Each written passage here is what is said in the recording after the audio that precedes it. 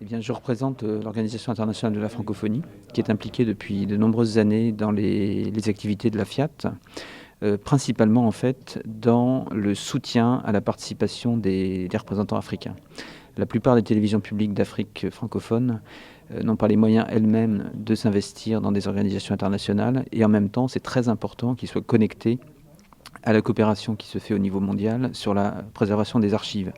Et grâce à notre implication dans la participation de ces télévisions, on a pu monter un certain nombre d'initiatives avec la FIAT. Il y a trois ans, on a pu conjointement monter un projet pour sauver une structure de sauvegarde des archives à Madagascar qui était menacée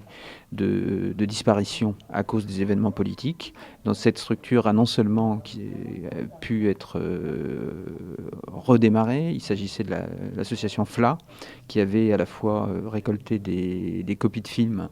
dans les années 80 et 90 et qui avait également récupéré les archives vidéo de la télévision publique malgache. Et donc l'activité de cette structure a pu être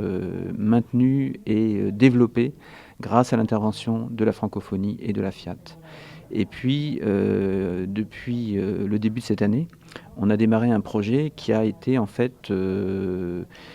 dont l'idée a germé au moment d'une conférence de la FIAT en 2012. Et il s'agit d'un projet qui s'appelle Capital numérique, qui consiste à créer des outils pour que les télévisions d'Afrique francophone puissent non seulement sauver et numériser leurs archives, mais les valoriser et les échanger. Depuis une dizaine d'années, en fait, presque 20 télévisions ont été équipées d'un logiciel commun qui leur permet de numériser et d'indexer les archives. Mais la plupart du temps, le travail se fait de façon isolée, avec des fonds d'archives qui sont limités et une valorisation qui est rendue